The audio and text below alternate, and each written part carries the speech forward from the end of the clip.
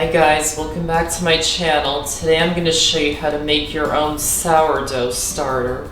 So let's get started.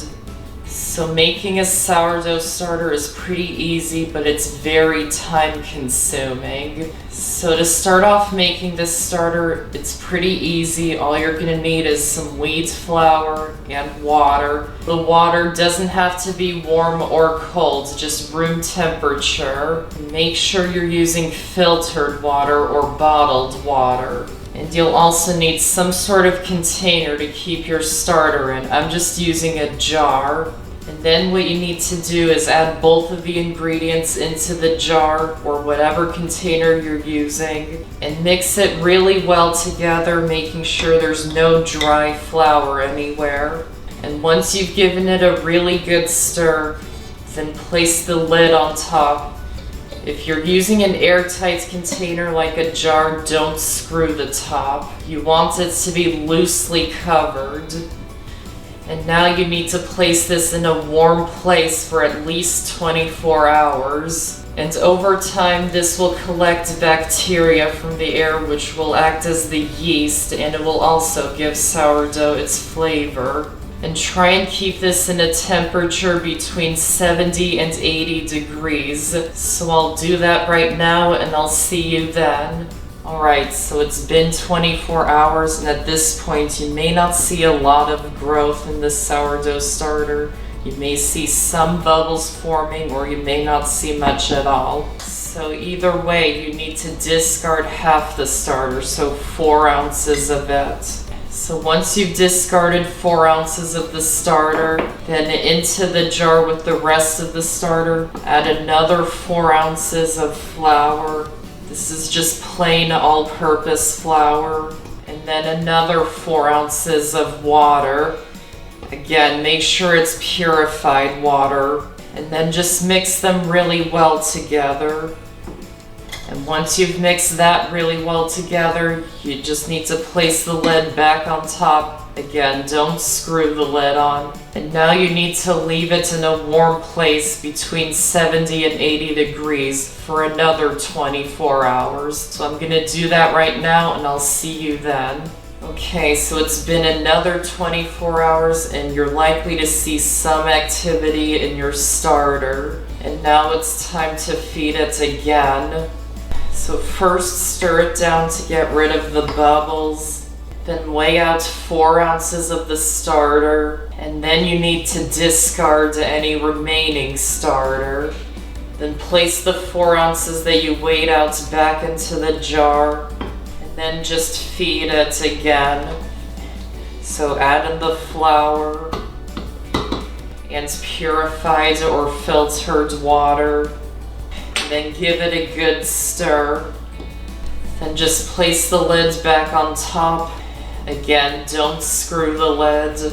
And now you need to put it into a warm place for 12 hours. You now need to feed it twice a day.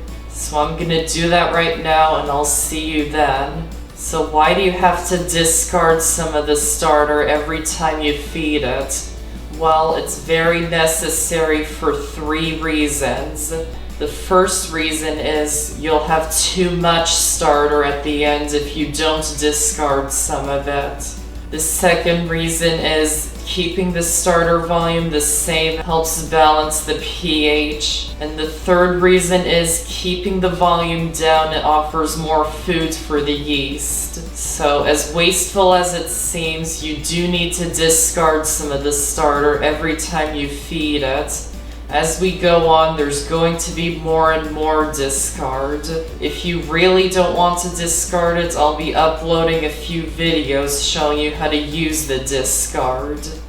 So it's been 12 hours and the starter may be bubbling a little less than it did before. This is normal. So now what you need to do is feed it again, doing the exact same process as what we did before. So weigh out 4 ounces of the starter, and then discard any remaining.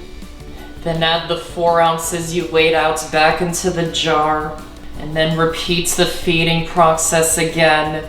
Add 4 ounces of all-purpose flour, and 4 ounces of purified water, and just mix them really well together and place the lid back on top and put it into a warm place for another 12 hours.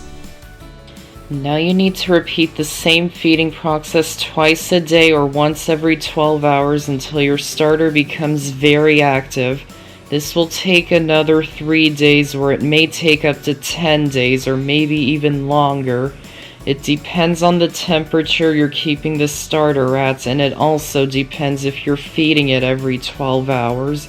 The best temperature is between 70 and 80 degrees. Too cool and it will take longer for the starter to become active. Too hot and it may kill some bacteria forming, or the starter may not become active at all.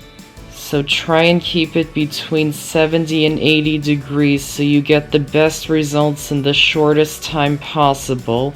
A little too cool is better than too hot in this case. You'll know when the starter is really nice and active when it doubles in size in just 4 to 6 hours. So when it gets to that point, give it one last feeding and keep it in a warm place for another 4 to 8 hours or overnight.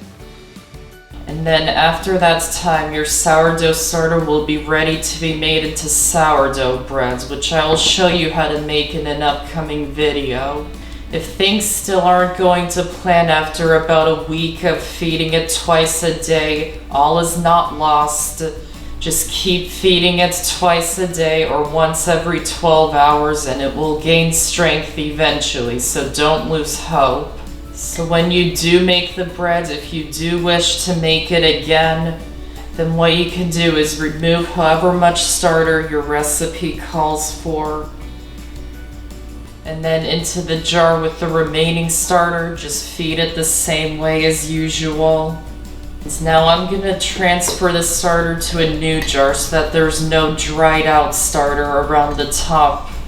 And leave this at room temperature for 4 to 8 hours, and then you can place it into the fridge and will last for about a week or 2. And you can repeat that process depending on how many times you want to make the sourdough bread. And this sourdough starter will last in the fridge for 1 to 2 weeks. If you would like to keep it for longer than that, then make sure you feed it once a week. And if you do make this starter, you will end up with a lot of discard. I will be posting a few videos showing how you can use this discard. And here are some key things to making a successful sourdough starter. Have a consistent feeding schedule. Use unbleached flour. Use a filtered or purified bottled water. And keep it at a temperature between 70 and 80 degrees. So that's how to make your own sourdough starter, and I hope you guys enjoyed this video. I've got so many more on my channel, so be sure to check them out and subscribe for more. Thanks for watching, and I'll see you next time.